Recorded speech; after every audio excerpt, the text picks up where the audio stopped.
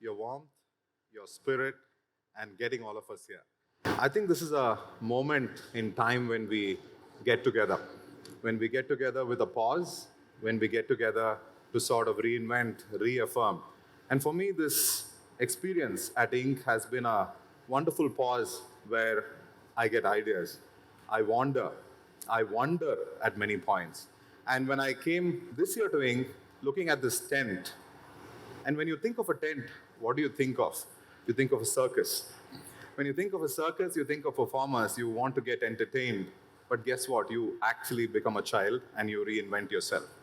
For me, from yesterday, looking at the many people who spoke, but actually the conversations outside have been powerful. I think that power of reinvention, rethinking is so important. And for us to come back and to pause and to look at these things are very, very significant. So I want to thank INK for getting us all together. Hopefully we go back awakened and we go back as more. Carpe diem. I think seize the moment, seize the day is what was being spoken about. I think we are here together to talk about education, to vision education, and there are speakers beyond me today. But what is very important for me to set the context here is to say, why am I here? So I work in education. I work in formal education. I work with kids, thousands of kids. I'm very excited because I borrow spirit, I borrow energy, I borrow their diversity, and it's very powerful. But I must say, I work in a cookie cutter model. The cookie cutter, of course, with a lot of heart, a lot of excellence, a lot of soul into it. Every year, we see hundreds and thousands go out successful, go out with passion, with promise, like the wonderful ISRO women spoke about this morning, education is the core. But at the same time, we see hundreds fall out, not reach their potential, not reach where they should have been. And some of them don't reach their points at all. This really worries us. And guess what? I'm also here because for a selfish reason.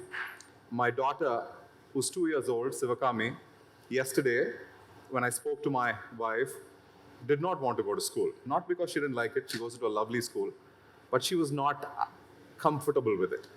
And I have twins now. We have twins last year, and I'm very selfishly here to talk about education because we are very sure, and all of us here are very sure that what we love about it, what we know about it, and certainly what we feel is not apt for it. In the last 10 years that I've worked in education, it's been a phenomenal experience. The one thing I know very well is that it needs transformation. It needs change. And here we are together to discuss and think about some of this. The world we live in, friends, is very different. Every day, we see enormous changes happening around us. Enormous things that go on phenomenally different. This change is very, very relevant for us to think about. This change is empowered by technology, communication, and look at this audience. Look at the last 2 days. People from around the world are here. Around the world are here thinking about all the things exciting, some things that we never imagined about, and many things that we want to be working with. I think this is very important for us to think about. The world we live in gives us opportunity that when you go to have coffee, you think about 6 options of milk, 4 options of sugar, and at least 30 options of where your coffee came from. When you went to Amazon, 1 billion products look at you. When you went to Netflix, it almost knows you and what you want to watch. But in education, it's not necessarily the same. It's not necessarily the same because we believe in a reality which is slightly different. This format of education is an outcome of the industrialization era, when mass made was very, very relevant and important. And even today, we go by a median success rate and not necessarily a wonderful individual success rate. So I think it's very important for me to imagine, and for us to imagine, I don't want my daughter to be just successful. I don't want her to be just rated on what she grew up with, what she achieved, or what she did not. I want to see how she thrives. Yesterday we saw 2 young boys, Ram and Lakshman. Imagine if you rate them by attendance, by marks, assignments, and exams. Very, very worrying. That's not what you want to do. So this moment is for us to reimagine this. And I just want to talk about a little more about the formats. What are those formats? What's happening? Those formats are built on a stack which says what age, what do you learn, who do you sit with, and who determines what you do. I think the time for that is over. The time for that is over because our awareness levels are phenomenal. Our awareness levels are very different, and I think it's very important that young people get an opportunity to completely reimagine that learning. And I think this moment of reinventing education is important. Tribes and cliques like this, when I said tribes and cliques, inks like this get together and imagine. And I think it is rebellious, it is reformist, and it is maverick. That maverick moment has to be captured, and we have to mainstream this. When I say mainstream, what do I mean? India's two large friends. India, a country like this, with 1 billion people, with millions who are young going into education or getting into education, cannot have exclusive small models. I personally imagine that many of us together will reimagine this in parts and parcels, and the big picture shall change.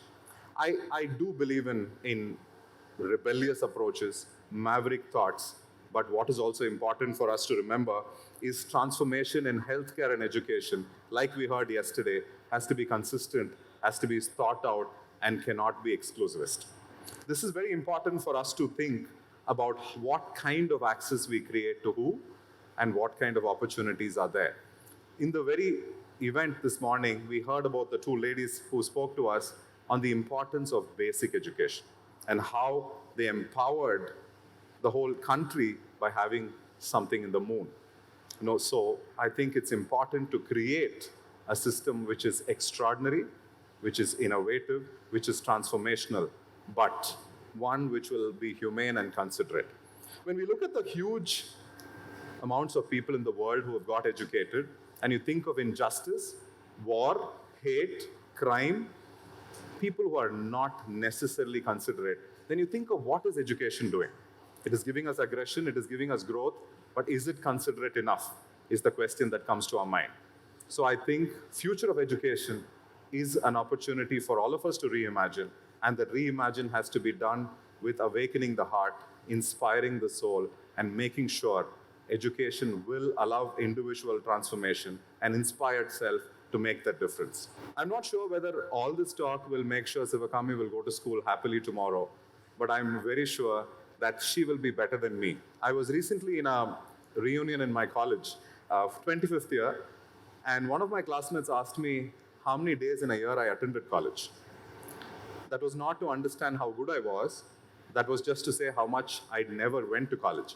And thinking back, thinking about college, and I work in one, I completely know the fact that it has to be very, very different. That difference has to come out of something that is transformational, as I said.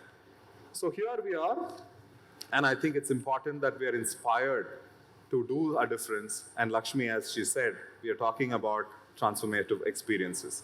Today we will also hear some more thoughts, and I'll come back to talk about that change, what we are imagining. And I believe this is a moving train which has to change course while being on ground, while being transformational. It also has to be real. While being real, it has to be inspirational. So Carpe Diem is what it is, capturing the moment, ensuring change and transformation will happen, and we have to do it serious, sincere, but with a lot of creativity. Mass-made has to go into custom-made, mass-made has to go into curated, mass-made has to become considerate. That is the purpose, that is the opportunity, and let's seize that. Thank you very much.